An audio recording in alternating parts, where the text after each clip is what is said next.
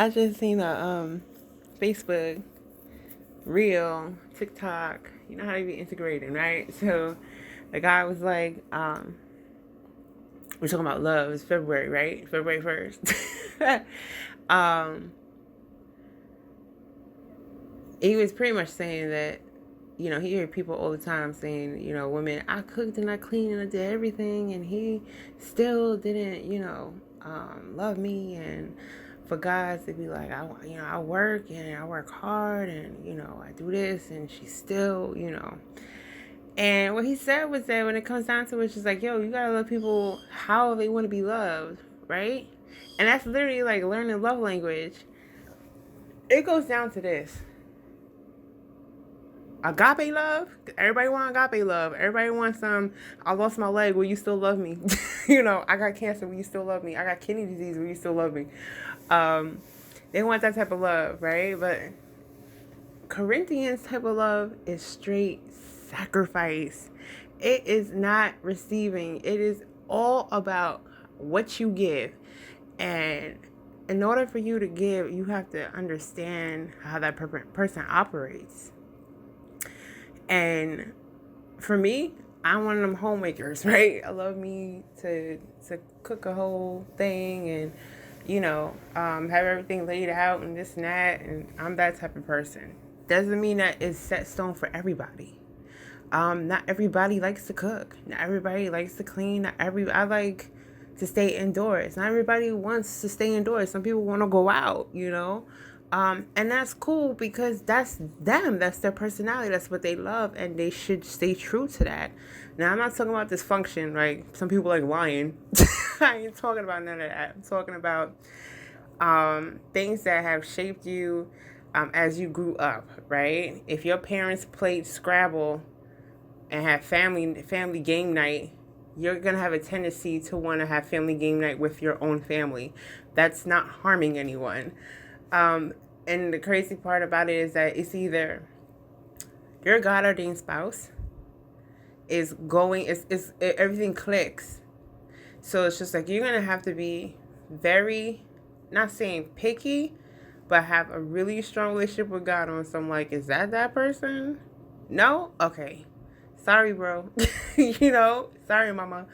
Because that person is going to click. It's going to click. Everything's going to click into place. And for the things that don't click, God usually works on you so they do click. So it's just like you may not be part of game night on Sundays, but Scrabble. Right? And you're like, okay, I never did this before, but I love me some Scrabble and I love this. And, all of a sudden y'all are like making this sucker fit. Your purpose, like God cares about all the little details. He does. But the biggest thing to him is purpose filled. Are you going to be able to fill the mission I gave you? Like everybody has these preferences, right? He gotta be this tall, and he gotta look like this, and he gotta da-da-da, he gotta have this. She gotta look like this, and she gotta, whatever. But nobody ever says it has to be God approved. Or, my purpose has to match the line with their purpose. It has to be compatible. Because you can have chemistry all you want. Boy, oh boy. The devil rules chemistry. I've had no chemistry with people, very little chemistry, and I had chemistry that was like, this gotta be a sin. This gotta be a sin. Like, way out of the wazoo, out of a movie type chemistry. Shades of Grey chemistry. Right. That's what I'm talking about. The biggest thing is you have a mission when you were formed in your mother's womb, and that mission has to be fulfilled. If not, God will use somebody else, and you have to find people that. Well, not even you have to find. God will bring them to you. You have to pretty much have that relationship with God, and He will form these things, right? So it's just like going on this whole journey. It's just like my expectation levels is out of the wazoo. My expectation levels was like a roller coaster, and it had to be beaten out of me on some like, don't have no expectations for nothing, yo, because like you don't know where this is going, you don't know how this is going. Like, you know the end goal. I know the end goal. I know what God told me. I just have no idea how the hell he's gonna do it. But the thing is, the crazy part is that he uses everything for your good. So it's just like all the stuff that like my expectation level was mad high. I was going mad like, 1,000, 1,000 on. I can now utilize what I learned into this. And I'm going to need all those things to get me to that end vision, that end conversation I had. So it's just like, let's do it, right? But when it comes to loving other people, you gotta know the groundwork. Love God. Learn how to love someone else unconditionally. And that first person, that first being is God. God will show you how to love yourself. And then once you're able to give yourself unconditional love, that's when should be clicking together like, wow, was not expecting this. There's a lot of stuff that was just like, wow, that came from left field. I wasn't expecting this plot twist. But yeah, there's plot twists all up in my life right now. And it's like, ooh. I'm not going to expand upon all of that because that's none of your business. But anyway, learn to give. Be a forgiving spirit. And if you can, we're not perfect. We're not going to give complete agape love. But if we can strive to give agape love to God, to ourselves, we are then able to be more efficient in giving agape love to people that are looking for spouses. Because what I learned is that when you consistently be searching, you be all over the place and you're not even focusing on what you're supposed to be focusing on right now. Everything about me right now is God's will and what he has before me right now. It's going to be foolhardy of me to be like, let me just stop and be like, I wonder what my spouse is doing right now. I'll be like, God didn't put that shit on my heart. Like, if that shit, it will happen when it happens. And you got to be okay with the journey. That means being okay with you, being with you. And that's where godly love really comes into play. Because if you can finesse and damn near perfect loving God and giving all yourself to God, he will then show you how to do that within yourself. You will not want to be like, I want to be looking for my spouse. Where's my spouse? Because you're so busy loving up on your ass. You loving up all on your ass. That you're just like, before you kind of know it, it just kind of like, hey, here you are. And you're like, what? Huh? What the fuck did this happen? It's a complete plot twist. And that's how it goes. And when God wants to tell you something, God would tell you. God would tell you. Okay?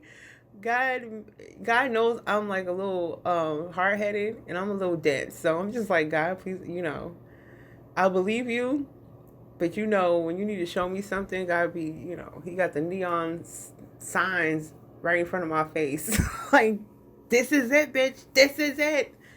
I ain't gonna tell you again, so I'm gonna make this shit as flashy as motherfucking ever, because your ass need a custom code. Like, and then some things are just a small, still voice, and I got it, right? But this time, God was just like, no. Neon signs everywhere, girl. And it's God is just something else, man. He really is. And he does it in a way that makes you laugh. Like, full blown out, just chuckle laugh. And it's just like, you got a real sense of humor, bro. Like, I can see myself freaking just hanging out with your ass forever because you just fucking hilarious. God just has his way. God is, yo, he's the homie, yo. Like, that dude is my friend. Like, he is my friend. He can make a joke and I won't be like, ew, what the hell is that supposed to mean? Because I know it's straight agape love. Like, you know, there is no offense when it comes to God. It's just like, I know you got me. You know, because, like, you know, that person really cares. Now, when it comes to humans, that's kind of hard, right? You you have to discernment. You got to figure out who's in your circle. You don't know people's intentions, but God's intention, God can say anything, however the hell he wanted. You know it's straight going to be straight love. So it's just like, that's why I say it's just like, I wouldn't take it upon myself to cast punishments onto people, judgments onto people. It's really hard not to do it, right? Because we're human, we're not perfect, but I know what it feels like to be judged. I know what it feels like to be accused, especially some shit that I didn't even do, or, you know, have people look at me a certain kind of light and it was just like, it's not even true, you know? So it's just like, I can't, it's like, it's really hard to be like, I can't do that to you because it's been done to me, like, and it's been hard done to me to like almost like a global level. It's just like, that shit was foul, you know? So when they say it's just like, yeah, be kind, like, I think we all have our quadrants of what we can be an expert in, what we speak in. I can speak about my life, and I can speak about the things that I've been through, and what I wish people wouldn't have done, you know, and I try to make sure that I don't do it because I know what it feels like. But it reminds me, I was watching like a YouTube video, and it's just like people kind of take one persona of God and just kind of run with it. So it's just like, even I have felt like falling into that a little bit when it be like, God wants you to be kind, and then nothing else. If you see somebody murdering someone in the street, you better say something. Don't have no freaking, you know, Genevieve out there, no bystanders, no bystander complex out there having people killed, and you like, well, just be kind. Like, bitch, you better start fucking, you know, doing like, this is not right. This ain't right. You need to stop doing the shit you do and step in, play active role, be an activist. You see, disparages of man, be an activist, but you can still be kind while you do it. You can still say, this is wrong, and still be kind. And you can do that without having to judge people. If you live a particular lifestyle, I like to stay indoors and somebody likes to go outside, right? Say both of these, one of these things are sins.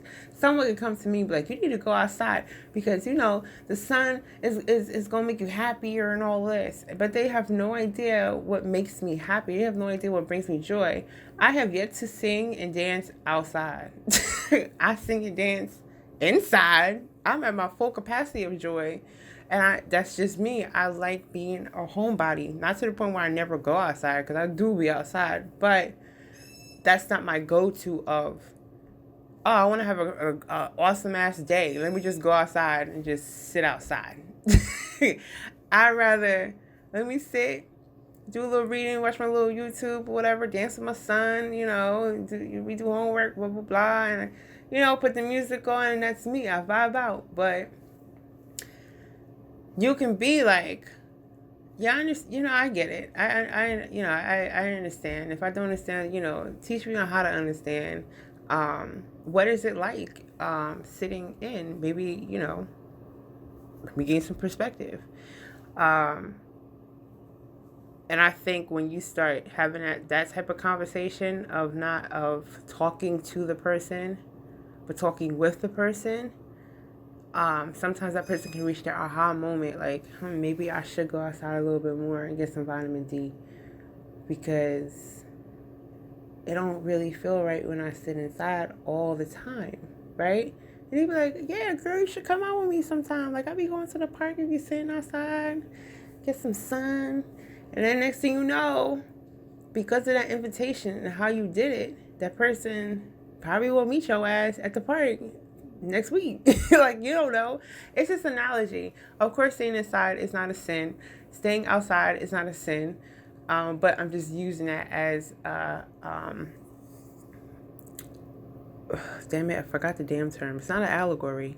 Allegory is using an animal or an object or a thing to make it a comparison of human life experience. This is a analogy. There we go. Analogy. So yeah, take the analogy how it is, but you can.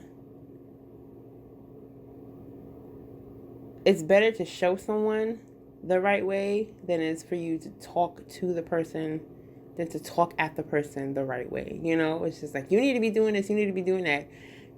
Look, you could be the old grandma that sit there and look at everybody from inside your house through the blinds and look at everybody like you wash committee, and as soon as somebody pass your door, you need a mow your lawn because it looks bad for the whole neighborhood.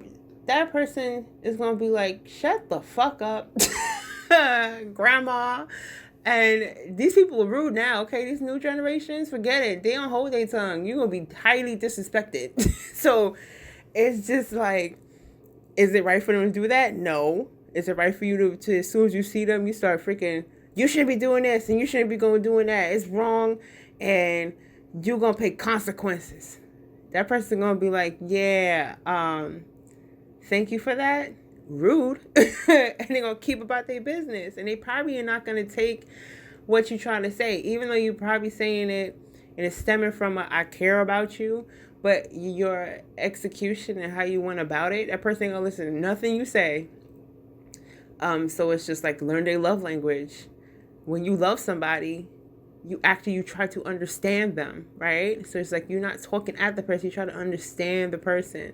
That's like my son doing something and you know it's clearly wrong, and I'm asking him questions. Well, how do you feel? Like, why, like, I understand you feel that way, so I guess, why did you make that decision? Is because of this, or what was it?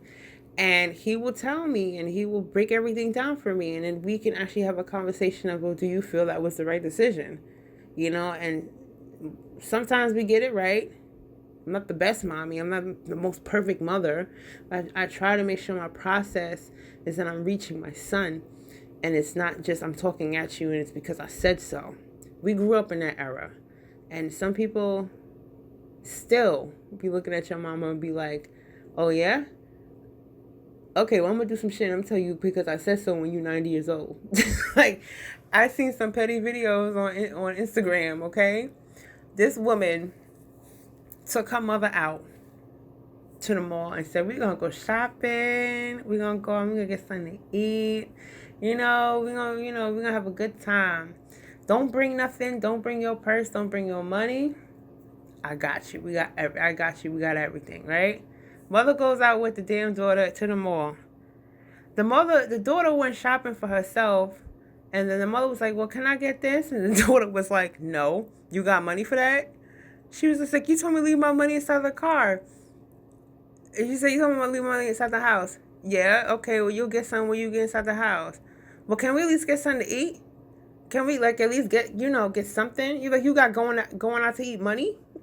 I was like, oh, somebody was mad when they were a little girl. With the way she spoke to her mother, she was just like, you got McDonald's money? I didn't think so. You get some when we get in the house. We got food in the house.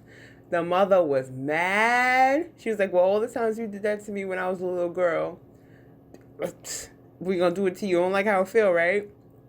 So it's just like, I think when it comes to millennials, we're at an age where we're actually starting to change the tide on our communication skills when it comes to our kids. Not the fact that we don't condone rudeness.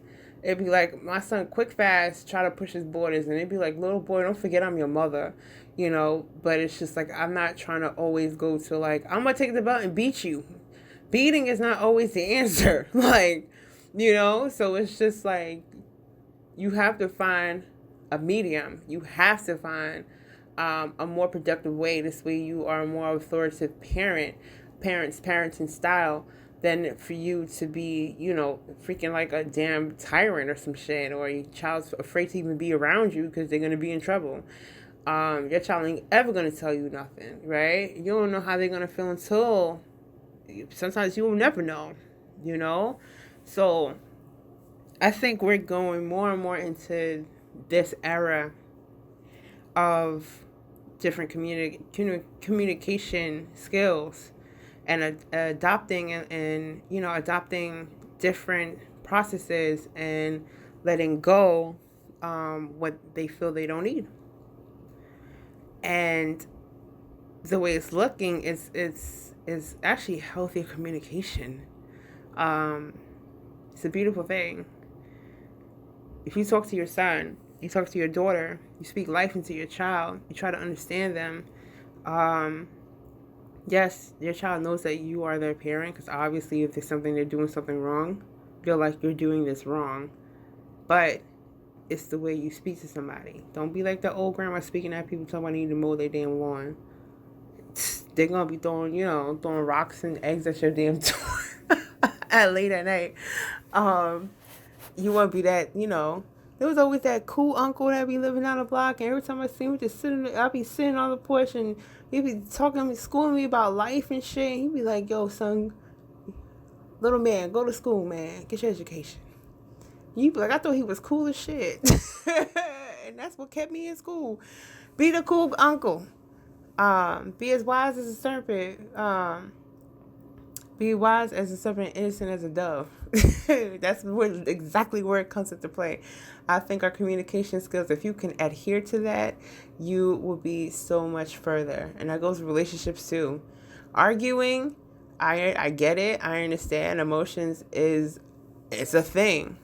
But be as wise as a serpent and as innocent as a dove. Know how to speak to your partner and show them that you care. And I'm pretty sure a whole lot of stuff won't even be an issue, because you guys have really good communication skills. But yeah, that was it.